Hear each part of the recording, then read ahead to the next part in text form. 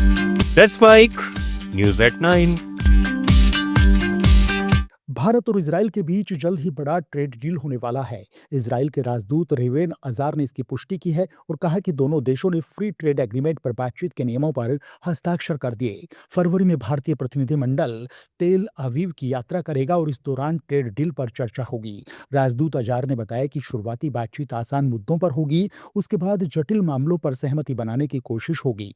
उन्होंने उम्मीद जताई कि इस साल ही समझौता संभव है। इजराइल लॉजिस्टिक्स इंफ्रास्ट्रक्चर मजबूत करके सामान की लागत कम करना चाहता है और व्यापार को आसान बनाने पर जोर दे रहा है। भारत इजराइल के बीच रक्षा, कृषि और टेक्नोलॉजी क्षेत्रों में भी मजबूत सहयोग है। वित्त वर्ष 2024-25 में डिफेंस को छोड़कर द्विपक्षीय व्यापार $3.75 अरब था।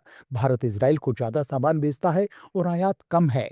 रक्षा क्षेत्र में इजराइल भारत का दूसरा सबसे बड़ा पार्टनर है। प्रधानमंत्री नरेंद्र मोदी अगले महीने इजराइल की यात्रा कर सकते हैं। इस कदम से दोनों देशों के मजबूत दोस्ताना और कारोबारी संबंध और गहरे होने की उम्मीद है। अमेरिका द्वारा भारतीय सामानों पर 50% टैरिफ लगाए जाने के बीच पूर्व अमेरिकी कर्नल और रक्षा विशेषज्ञ डगलस मैकग्रेगर ने बड़ा बयान दिया।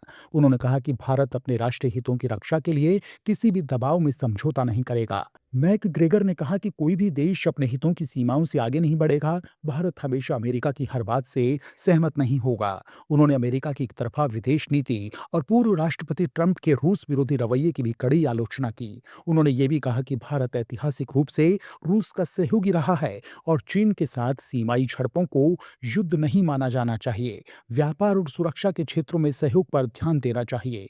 गौरतलब है कि पिछले साल ट्रंप प्रशासन ने भारतीय सामानों पर 50% टैरिफ लगाया था। इसके बाद भारत अमेरिका के साथ ट्रेड डील को अंतिम रूप देने की कोशिश कर रहा है। केंद्रीय मंत्री पीयूष गोयल ने कहा कि भारत अब अमेरिका और अन्य देशों के साथ डील फाइनल करने की सोच रहा है। अमेरिकी जस्टिस डिपार्टमेंट ने एपिस्टीन सेक्स स्कैंडल से जुड़ी नई फाइलें रिलीज की हैं। इन फाइलों में 30 लाख पेज, 1,80,000 तस्वीरें और 2,000 से ज्यादा वीडियो शामिल हैं। फाइलों में प्रसिद्ध भारतीय फिल्म डायरेक्टर मीरा नायर का नाम भी सामने आया है। फिल्म पब्लिसिस्ट पेगी सीगल ने एपिस्टीन को 21 अक्टूबर 2009 को ईमेल भेजा था, जिसमें उन्होंने बताया कि वे गिलिस्टिन मैक्सवेल के मैनहट्टन टाउन हाउस से मीरा नायर की फिल्म एमेलिया की आफ्टर पार्टी से लौट आई हैं। पार्टी में बिल क्लिंटन, अमेजन के जेफ बेजोस और मीरा नायर मौजूद थे। नई फाइलों में टेस्ला के सीईओ एलन मस्क और एपिस्टीन के 2012-2013 के ईमेल भी सामने आए हैं।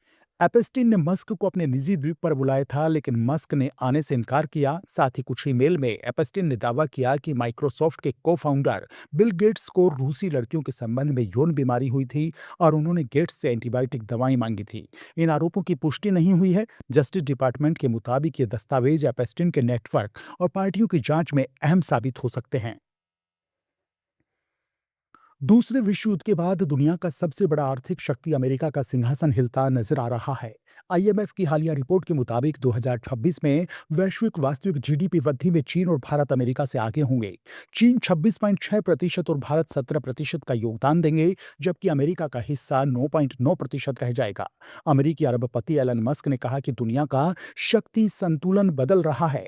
रिपोर्ट में वैश्विक जीडीपी वृद्धि दर 2026 में 3.3% और 2027 में 3.2% रहने का अनुमान लगाया गया है। आईएमएफ ने चेतावनी दी है कि आर्थिक जोखिम अभी भी नकारात्मक दिशा में है। विशेषज्ञों का कहना है कि डोनाल्ड ट्रंप की टैरिफ नीति और अमेरिका के मित्र देशों से दूरी उसकी वैश्विक स्थिति को चुनौती दे रही है। हालांकि अमेरिका अभी भी आर्थिक ताकत है, लेकिन आने वाले समय में इसे गंभीर चुनौतियों का सामना करना पड़ सकता है। आप सुन रहे थे let's mic more than radio. Follow कीजिए हमें हमारे सोशल मीडिया प्लेटफॉर्म्स पर। It's time for news. It's time for More Than Radio. Presenting the first radio news app, Let's Mic. Let's Mic, a news-based app on your phone where you get to watch and listen news, talk shows, interviews, radio show podcasts. On Let's Mic, you get all relevant information of TV, print, radio, podcast, and digital. Let's Mic talks about every segment of life.